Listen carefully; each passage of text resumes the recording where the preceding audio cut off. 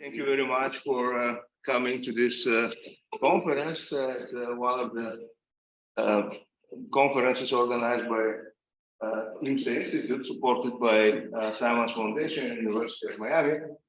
So I actually decided to help with the organization of this conference. First of all, because Philip wanted to help the young generation getting into it. And then I won't say a name, but someone told me that there were a lot of conferences on non-abelian force theory before, and there are too many conferences on mirror symmetry now. So that was a suggestion that I need to do something. So we decided to do this conference with Philip as one of the sequence of conferences on force theory organized by IMSA. So thank you very much, and I think that we have a rather distinguished audience here. And so I give the opportunity to Philip to introduce our first speaker. Philip? I'd like to join Nico and welcome you all to this conference. I think it's the fourth conference that's been held by IMSA on topics related to healthcare and breakdown of the mind perspective. The previous two, this one were of course virtual, but this has now almost become a bit of a tradition here for IMSA to have these conferences.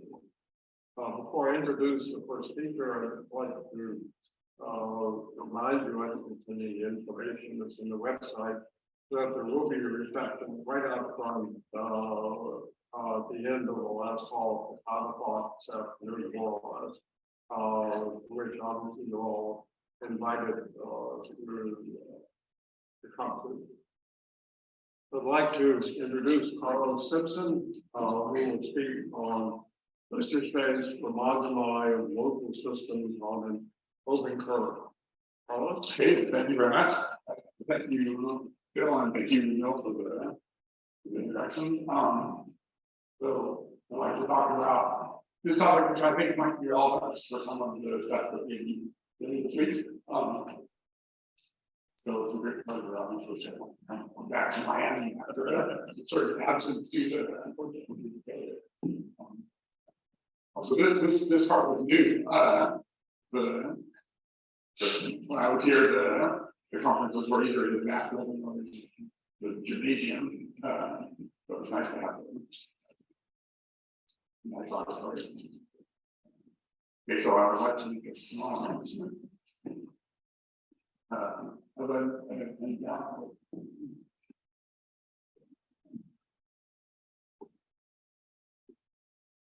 Anyway, so we have this event coming up.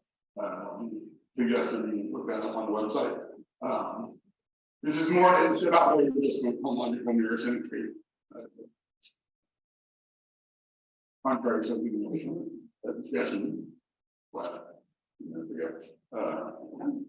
So I cannot say a word that we don't find a mistake. I haven't turned The laser? yeah. It doesn't work very well on that surface. Okay. No, let's see. Okay, well, anyway. You can use the cursor on the laptop. No, that's okay.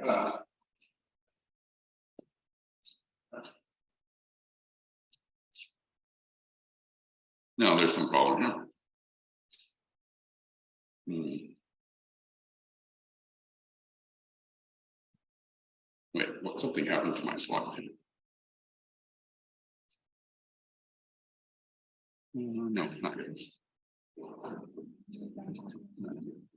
Let's get the right thing. Not sure why the first 2 pages would be tracked. Okay, so let's the setting is going to be, we'll be talking about a smooth quasi-projective curve, the complex inverse, and then back to a convex surface. Let's let D be the divisor. We have some points of Y. And we'll choose a base point inside X, which is different. Okay, so I just wanted to start out with the basic definitions in the general setting. Okay, so I'm sorry, that's pretty good. Okay, so we're going to be looking at a framed quasi-parabolic bundle with logarithmic lambda connection. So lambda is a number, E is a rank R vector bundle, compact curve. We have a framing at the base point, and we have a logarithmic connection, but it's a lambda connection. So the lambda connection condition means that the Leibniz rule has lambda in front of the D. Then we're also going to consider a filtration. That's the quasi-parabolic thing. We're going to consider a filtration, which is a full flag at each point of the divisor. So a filtration with one-dimensional graded torsion. And we want them to be preserved by the residue of the logarithmic connection. So then we're going to make a parameter space for these objects, and we'll make some hypotheses that will make it a little bit nicer. So the first main hypothesis is that we have a rigid object frame. That's of course obviously true for lambda different from 0. For lambda different from 0, it's just the same as the usual connection. The connection with the frame at a base point. Certainly to what X is connected. A connection with the frame at the base point is rigid, but for the Higgs bundle case where which is lambda equals 0, that's a condition. Then furthermore, we assume a little stronger condition really is that if lambda equals 0, then the Higgs field actually has an irreducible spectral curve. And if lambda is different from 0, we assume that some kind of irreducibility, which is not the local system necessarily is irreducible, but that there's no subspace that's aligned with the filtration.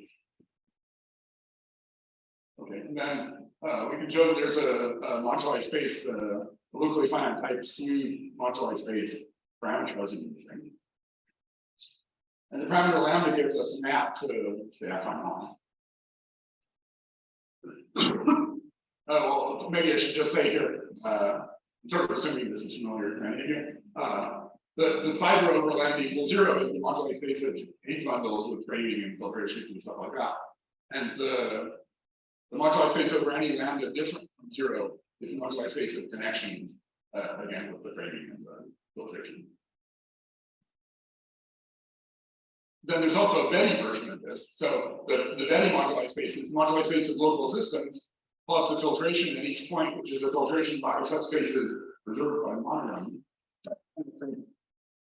What's like M Betty tilde be the moduli space? The tilde kind of indicates that we're not only.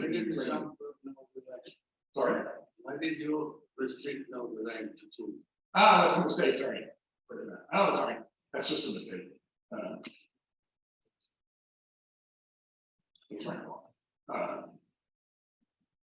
Okay, so if lambda is different from 0, then we have a Riemann-Hilbert correspondence from the fiber over lambda, which is the space of connection, sending a logarithmic lambda connection to the local system.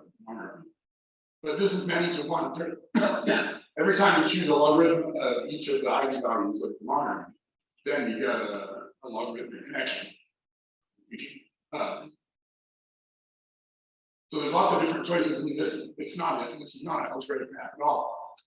In the case of rank 1, this would basically be the exponential map. And we like to the choice of the filtration is sort of a little bit arbitrary here. So we'd like to be able to either change the order of the which was fixed by the filtration. So we're going to define an equivalence relation called Hecke gauge group point, denoted with a script G. And we'll get to the definitions of these later, but for now we'll just stick to those of these black box. Okay, so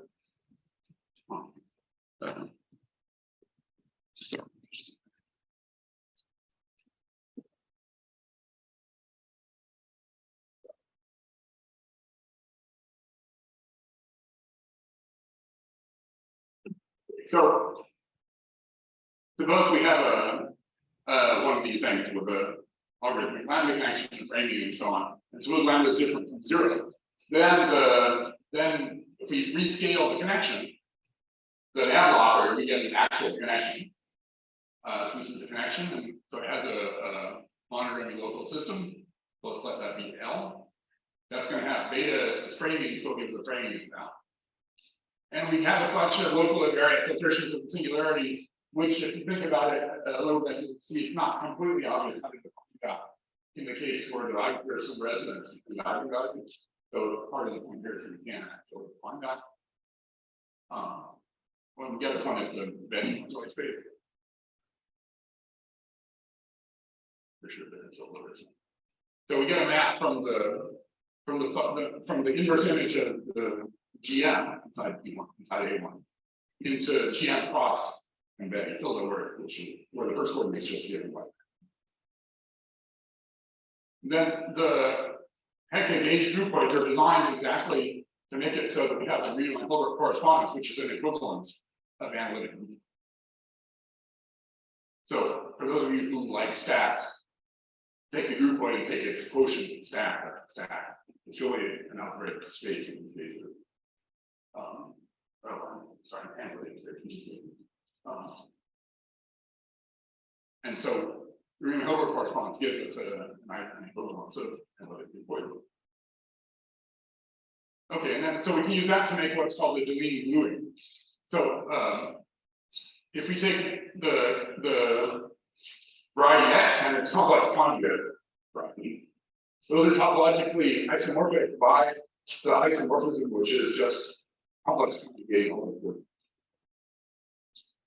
We should choose the base point as being the complex conjugate of the base point X. The base point X bar is conjugate of the base point X. Because of that, the Betty spaces are isomorphic. Those only depend on the topology. And so then, since we have the Riemann-Hilbert correspondence, then we can this isomorphism. We can use the isomorphism of Betty spaces to glue together two copies of the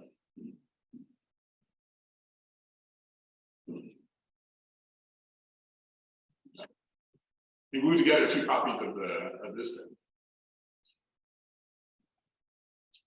So we're going to take these two charts, which are the Hodge moduli space for X and the Hodge moduli space for X tilde, and glue them together along the isomorphism over the GM piece. And I didn't write this on the slide, but the gluing is going to depend lambda to lambda inverse. So they're glued together now to P1. Then one way of defining the gluing, instead of actually identifying points, is to just include the gluing data inside the groupoid. Because the groupoid is something which is supposed to, which is elements which are supposed to point. Sorry? You said you're doing this lambda goes to lambda inverse. Well, because we're trying to build the complex variety. We're trying to build a complex variety. So we don't want to do something with the Harmonic. Yeah. We're building a complex variety.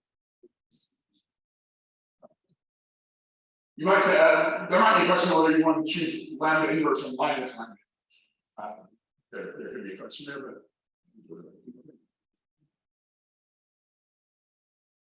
No, but part of the point here is that you move the part of the point you're getting that complex manifold.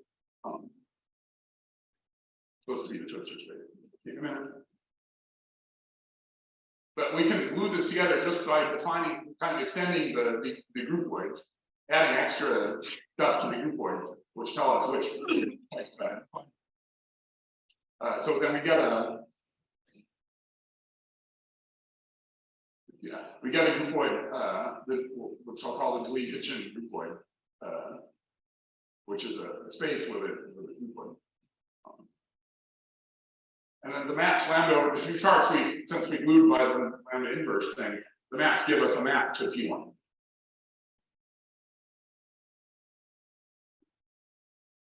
Now, what is this P1? The idea is that the P1 is naturally identified with the Twistor line. So the Twistor line comes about in the following way. Let's take H, the algebra of quaternions. Then let's look at complex structures inside H. So those are elements, those are quaternions and squared equals -1. If you write down the equation, then that becomes that it has to be x times I plus y times j plus z times k, or x squared plus y squared plus z squared equals 1. So it's a sphere. Okay? And then there's a natural complex structure on the sphere that into P1. And in this identification, of course, you can do that however you want, but make identification You also choose the IJK out. But we make that an identification so that I corresponds to the point 0 and J corresponds to 1. K corresponds to. Should it be S3? So that's S2. Because I mean, if you write down the equations, there's no, in the quaternion, there's no a complex structure. It doesn't. There should be no coefficient of the 1. The identity in the quaternions doesn't enter into a complex structure. So there's 3 coordinates x, y, and z, and the sum of the square is 1. That's a situation.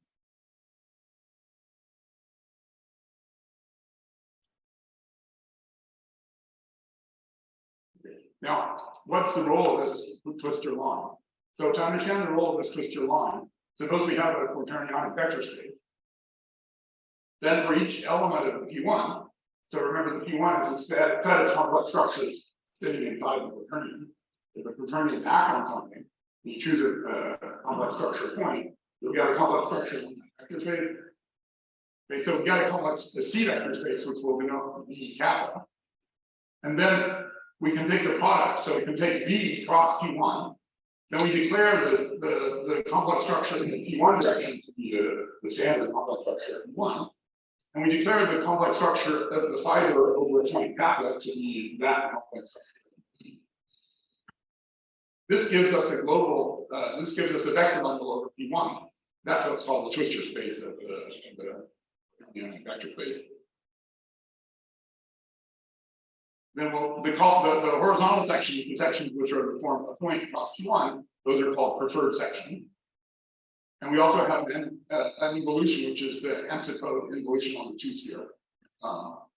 On P1, that here's your lambda bar. That involution gives is lambda goes to minus lambda bar inverse. So the way to remember that is just throw in all the involutions you can possibly think of. Combinations. So this is a real structure on P1 that has no real inputs.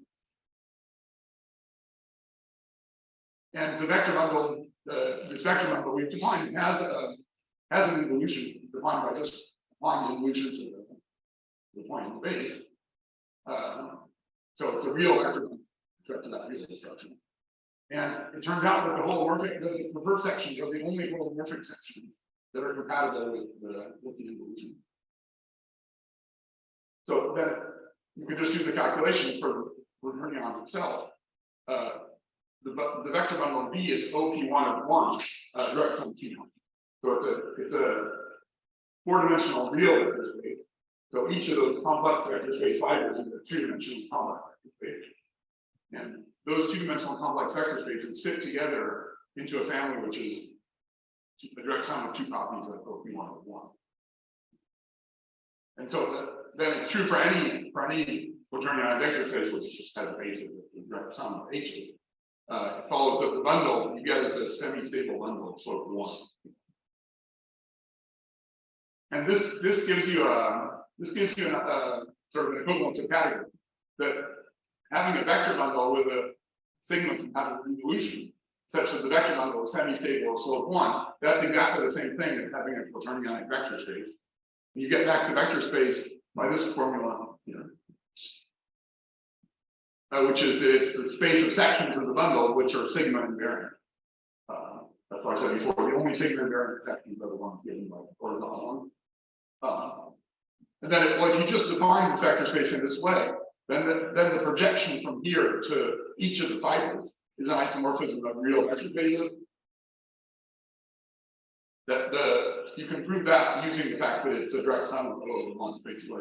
Essentially, because H0 O of 1 is 2-dimensional. That's what.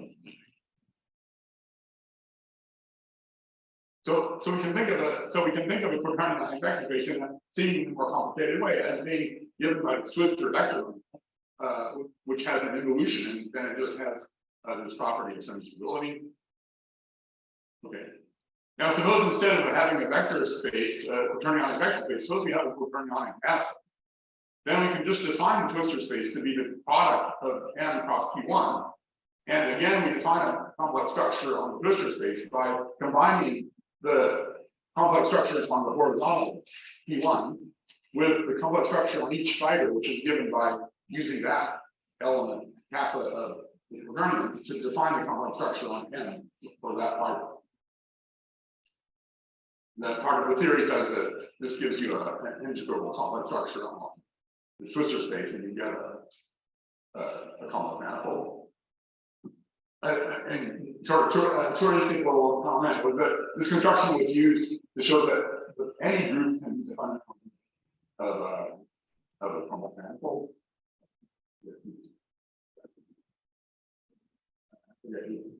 Somebody pointed out, well, it's due to the real of the power. The top said the conclusion. Anyway, the construction will take a four manifold with that fundamental group and give it a Yang-Mills measure. It becomes quaternionic.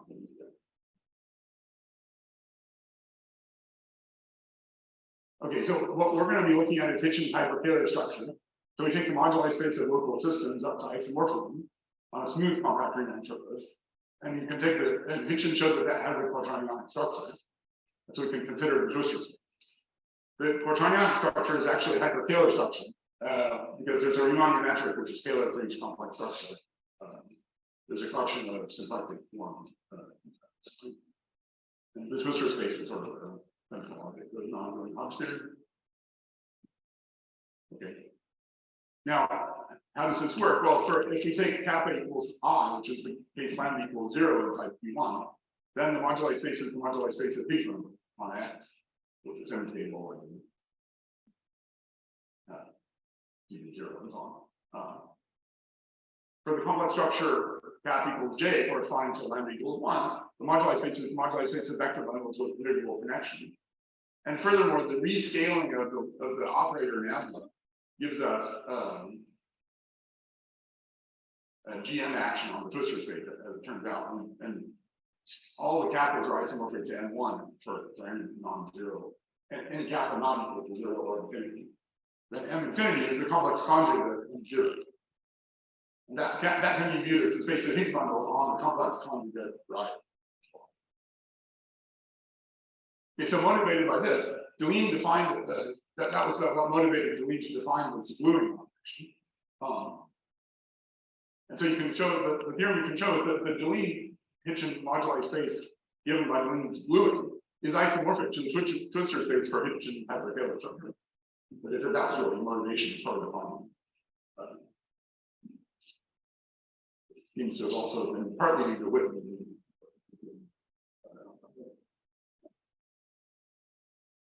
Right. This is the Deligne-Hitchin moduli space is the thing that you get by gluing together two copies of the Hodge moduli space of lambda connections. And there's where we see that we want this to be a complex manifold. So this is the thing we like to investigate in the case of an open, of a quasi projective curve. But so okay, let's stick with the convex case. In the convex case, we have a harmonic bundle on X, meaning a solution of the harmonic math equations for a local system, or equivariant harmonic math equations, the solutions of the Hitchin equation for a Higgs bundle. Then we get a section from P1 into the Deligne-Hitchin moduli space. We'll see maybe the formula about that. And the setting is a little bit different from what I said at the start, because what I said at the start was using moduli space for gradient objects. Here we're dividing by the sources.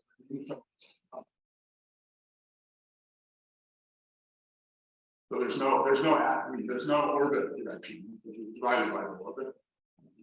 And then the weight one property corresponds to the fact we have the Twistor space for a quaternionic manifold. The weight one property is that the normal level for third section is a direct sum of OP1. And so the idea here is that that's supposed to be completely analogous to the notion of a weight one Hodge structure. In fact, if you have a Hodge structure, you can make a bundle of P1 by using the Hodge filtration, taking the Rees module construction for the Hodge filtration of 0 and the F bar filtration of infinity. And the Hodge structure is pure of weight K if and only if that bundle is semi-stable. slope there. So the weight one property is analogous to the statement that H1, the random homology H1 of X has a weight one punch structure. And why is this analogous? Well, basically because the tangent space to the moduli space is something of the form H1 of endomorphisms of whatever object it is, and you're the connection of the local system. So we expect those H1s. So we expect this endomorphism of E to be a weight zero object because whatever weight E has, you take endomorphism, you will consider E is going to be weight. So as long as E is sort of a pure object in some way, the endomorphisms of E is going to be a weight zero object, and H1 of endomorphism is going to be a weight one object. That's what corresponds to this Twistor property of having a direct sum of OP1. That's the basic idea for the theory in the compact case. And we'd like to do that in the quasi-projective case.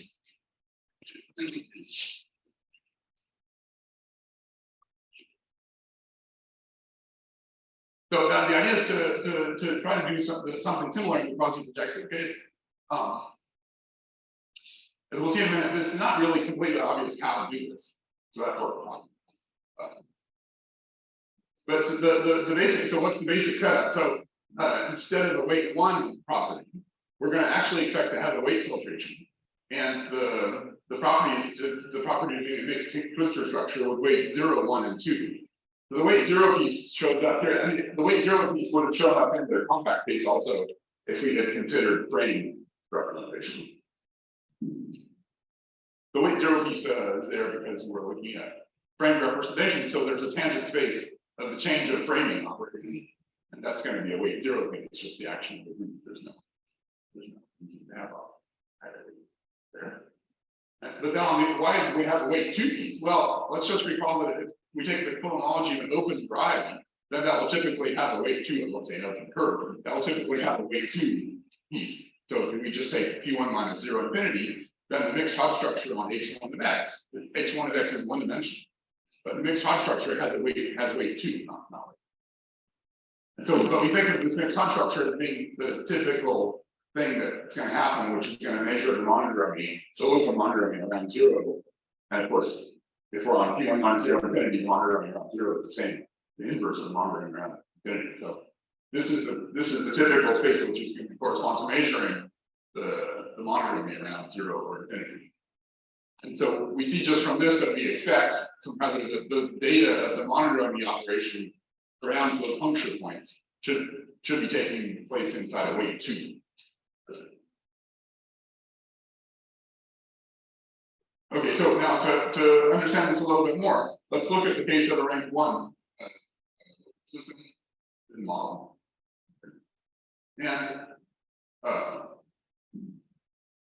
that's going to work roughly speaking. I'm sort of making some approximations here, precise, but basically, if you have a tame harmonic bundling, which is say a tame solution of Hitchin's equation, then near a singularity, it's very roughly looks like the direct sum of the rank 1 PC.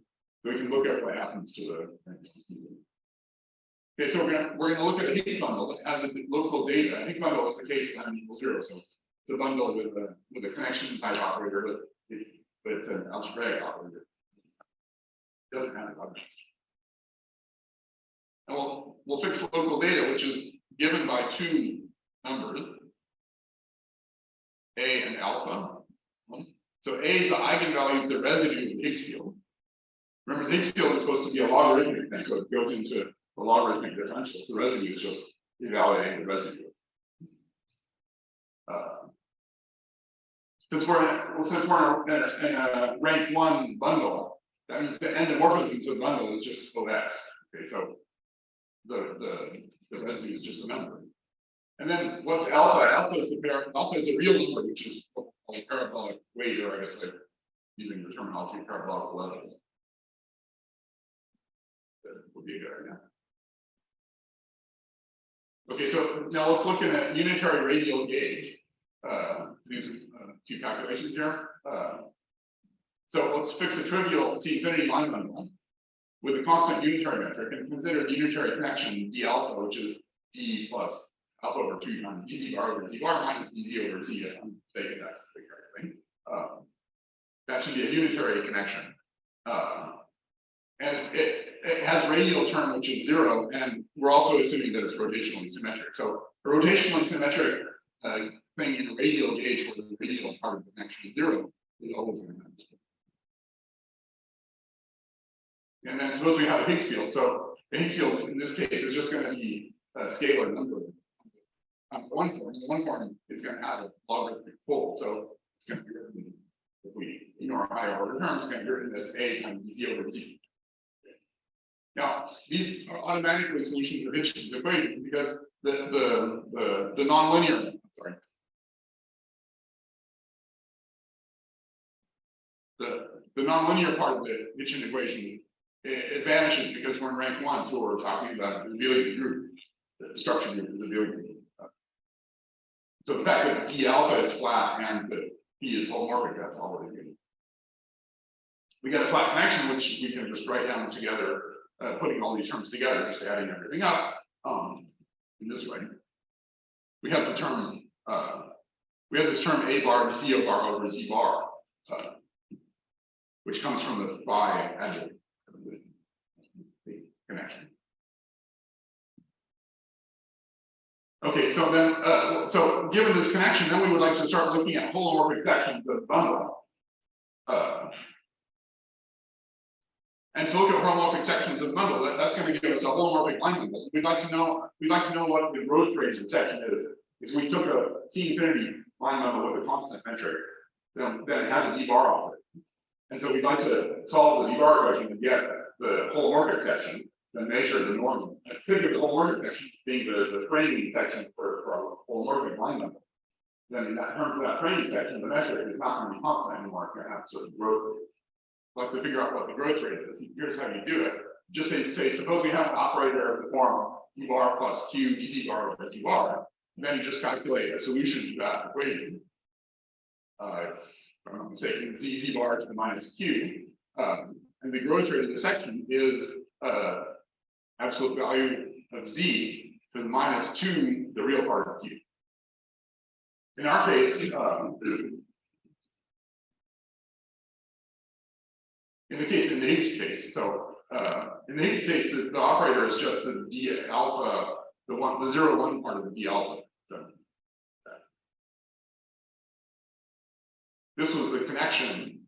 This was the unitary connection. The 0, 1 part of the unitary connection, that's just alpha over 2 d bar over z bar.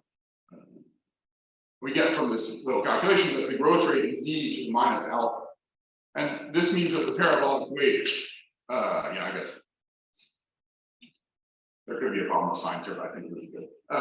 This means that the parabolic weight of the Higgs bundle is alpha. We have a holomorphic section that has growth rate normal to minus alpha. Then what about the monitoring of the connection? The monitoring of the connection you get by just it's a solution of a rank 1 system of ODEs and just exponential of the integral. And if you calculate that, that's 2 times the imaginary part of A plus 2 pi times the imaginary part of A minus 2 pi times pi times alpha. So we see that the rotational component is this 2 pi I alpha minus 2 pi I alpha. So the rotational component is determined by alpha sign, and the scalar real component is determined by the imaginary part of A, right? We have A minus A bar. But then what is the real part of A determining? The real part of A, if you think about it, is going to determine the growth rate of the flat section of the connection rather than the holomorphic section. If you look at a flat section of the connection on a ray, then the growth rate of that with vector metric is given by the real part.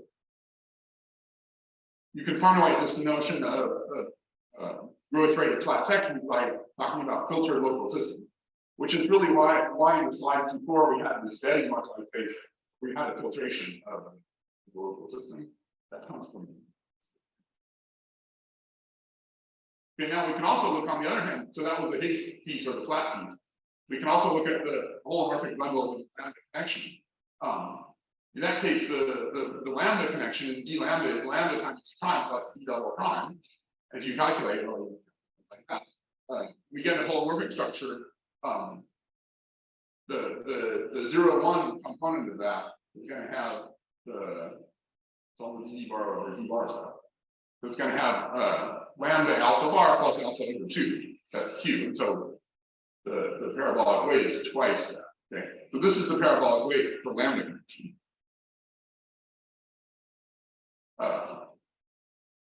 Then we can also look at the residue.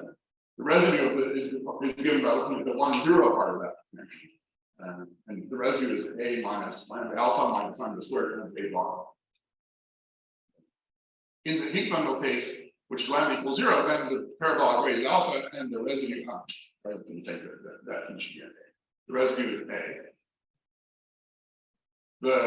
At lambda equals 1, the parabolic weight is this other thing, alpha plus 2 real part of a, and the residue is 2I imaginary part of a. Anyway, something slightly strange looking equation. And so this was just a toy example, but it gives the asymptotics for the chain harmonic bundles in general. Okay. So in general, the solution of Hitchin's equation is going to look like the lambda connection is going to look like lambda times d plus an eigenvalue times d over z plus some I over term. The method is going to look like something like t to the minus p of alpha, p of lambda, and these are the formulas. So those equations were first observed by Saban and Shizuki, and they're well defined up to an operation of changing the basis, because we shows a solution of the d bar equation, but we can also take z times that as z squared or z minus 1, 2. So there's a sort of a Hecke type of transformations on the choice of frame for the holomorphic bundle. That's going to change these numbers by those maps.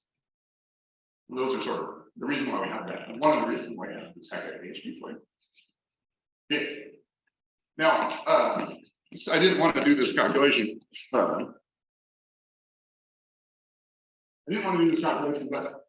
we can also try to calculate using the idea of having a weight 2 bundle with an involution. Okay, so if you as an exercise, if you write down O of 2 with an involution, then we say, okay, the space of sections of OP of 2 is 3-dimensional.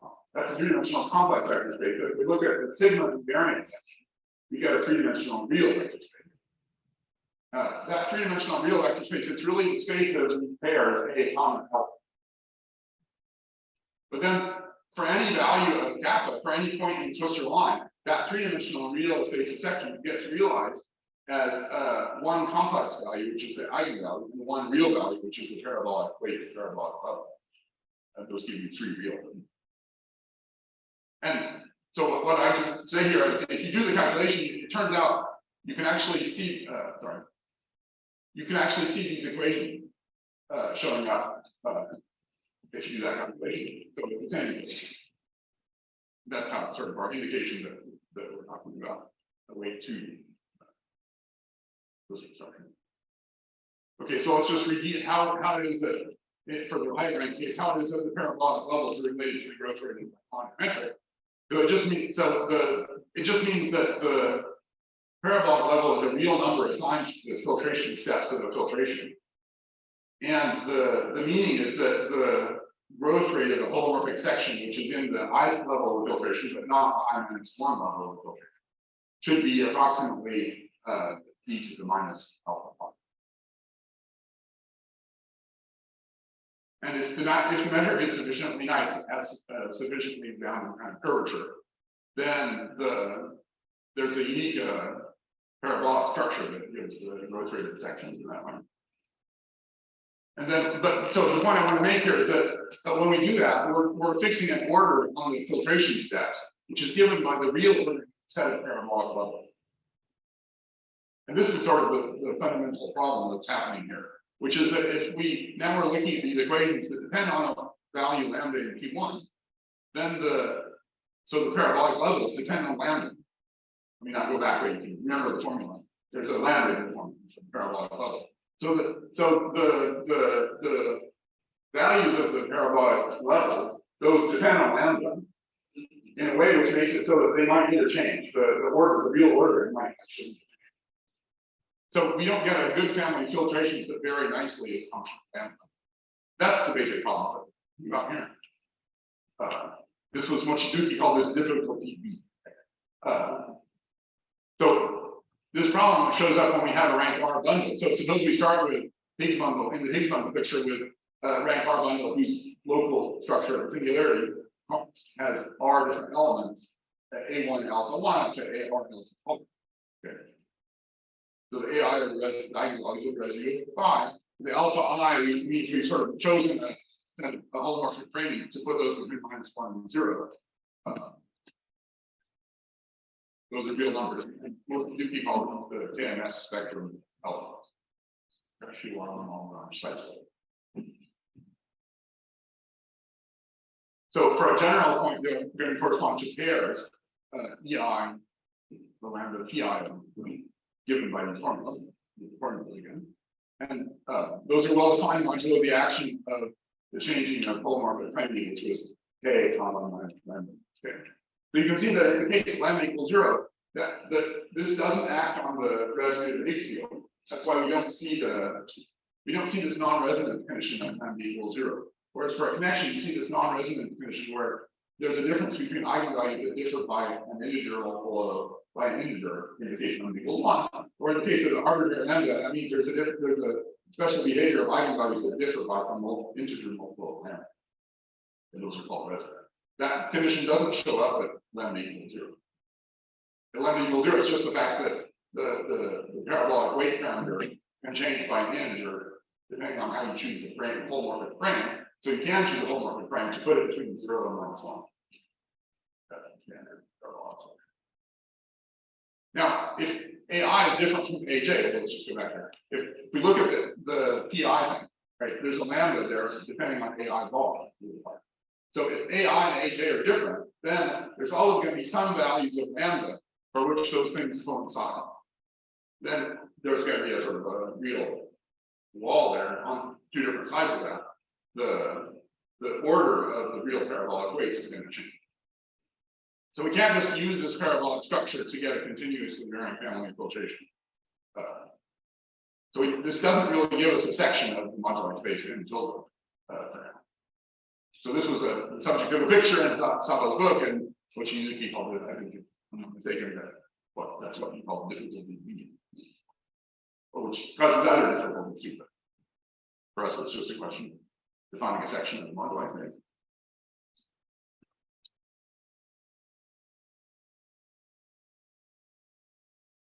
Okay, so to solve this is the reason why we introduced this Hecke gauge.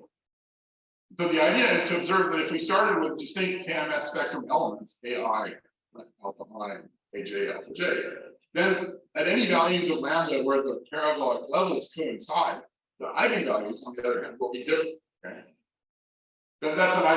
These formulas give an isomorphism between C cross R for modulo Z for one point and for another point. If they're different at one point, positive.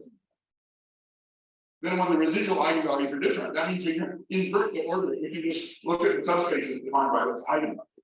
Just sort of invert the order of the filtration at those points. So we'll just define the Hecke gauge group, which is the thing which combines those operations together. This consists of basically the following operations. So we have Hecke operations, which are you can take bundle E and try and get a new bundle by just doing the Hecke operations for that filtration. So it means that you take the kernel and map from E into the skyscraper, you log that Y. If you do that, that's sort of cyclic up to the second operation, which is tensor. So if you do that several times, then you'll get back to that's going to shift. That's going to do a cyclic order shifting of the filtration. And when you do it enough times, you'll get back to just OY. You'll get back to E of minus Y. And you need a tensor operation to go back in the other direction. Now, the main point here is that operations P, which are partially defined operations, on the open sets of points where two of the eigenvalues are distinct. That's going to permute. So when you have distinct eigenvalues, you permute the basis elements that frame those filtration. Because the eigenvalues are distinct, that means you have a splitting of the filtration, not just filtration, but actual split filtration. So you can define the filtration in the opposite. Okay, now it turns out that this is what each group is that the Hector gauge group is tall.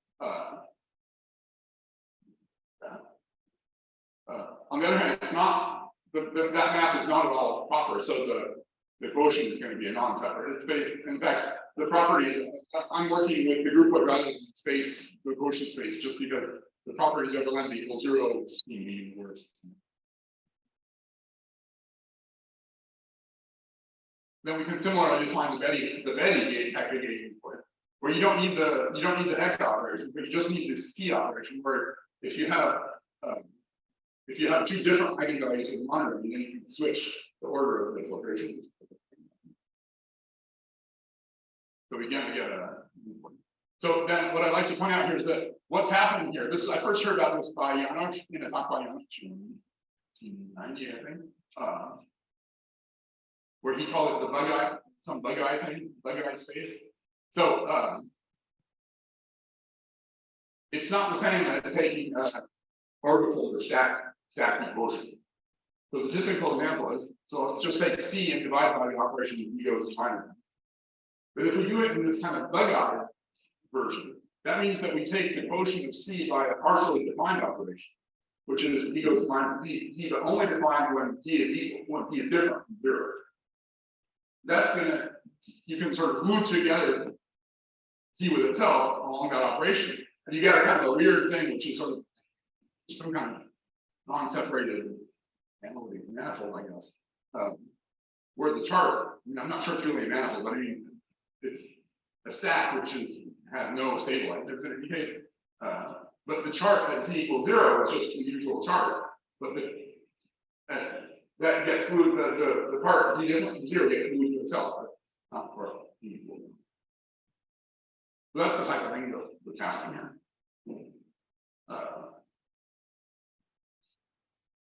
Anyway, let's go back here. Given a tame harmonic bundle, then you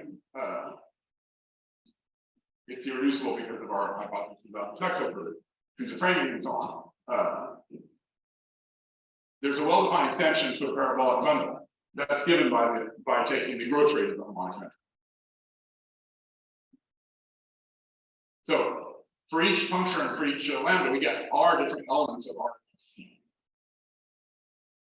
And for different values of lambda, these correspond to the same elements. This has to be said in some more precise way, but you can sort of decompose, let's say, the Higgs bundle at a given point, then all the other lambda connections that we have the corresponding NS spectrum. We're assuming that these are distinct for different values of I and J.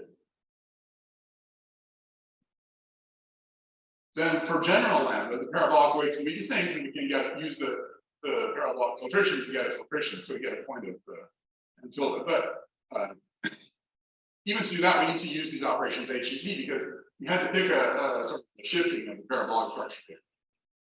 You have to pick an open interval between two different parabolic weights.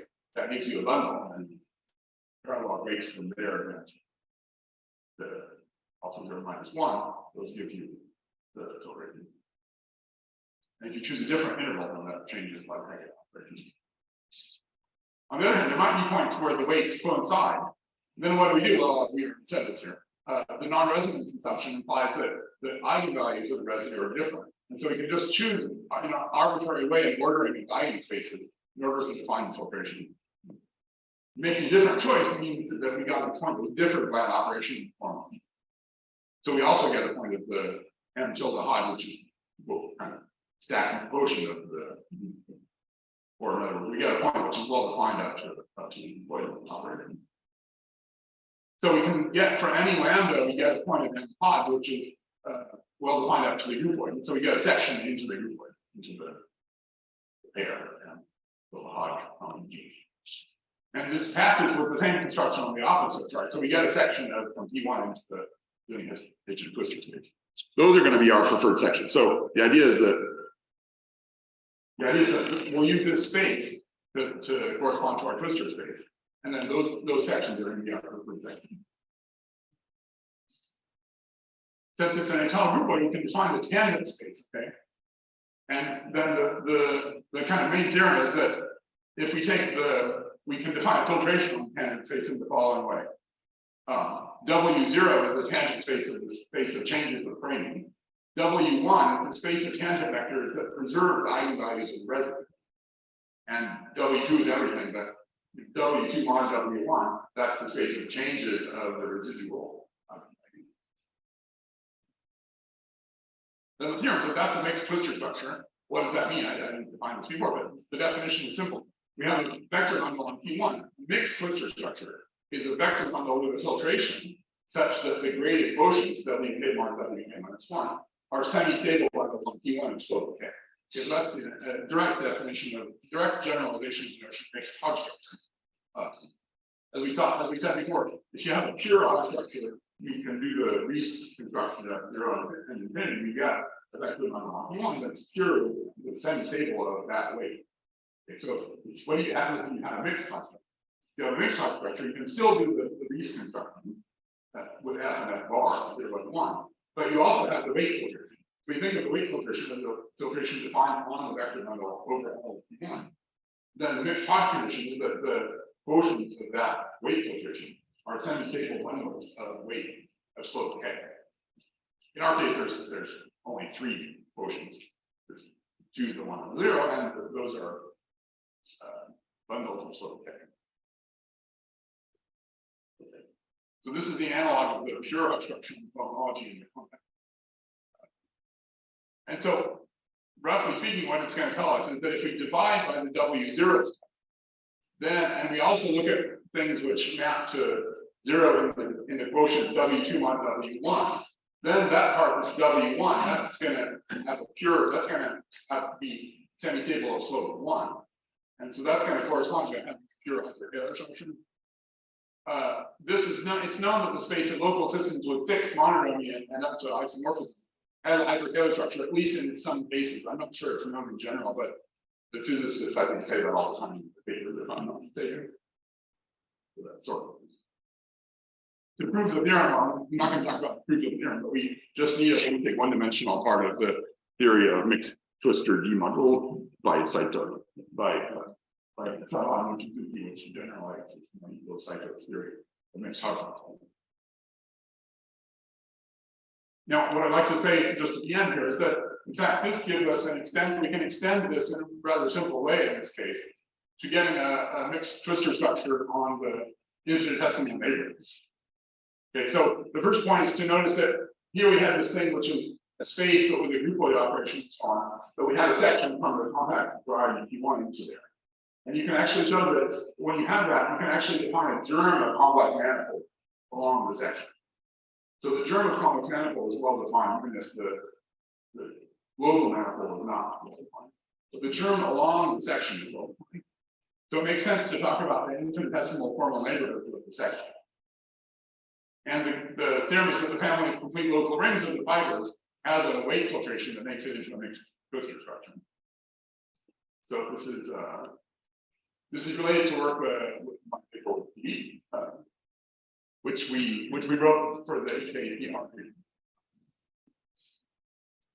There was a theorem by Lefebvre, who did this for various Hodge structure of a quasi-predicted variety. There was also, of course, this is generalizing Richard Hayne and John Morgan's theory of mixed Hodge structures on the fundamental and mixed Hodge structures on the completion of the fundamental.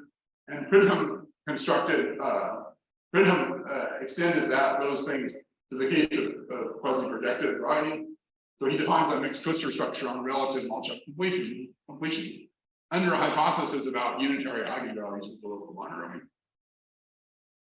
So what we're doing here is not exactly a generalization of those statements, just because the hypotheses I made here don't actually apply to all those cases. But I mean, other than that, it's supposed to be a generalization of all these things.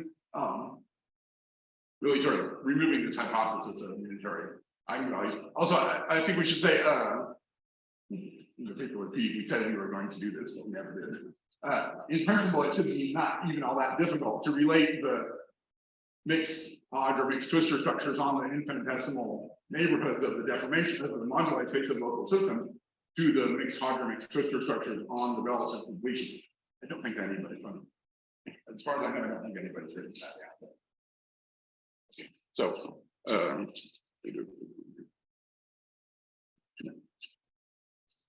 I'll just briefly review just how you prove this using the other theorem.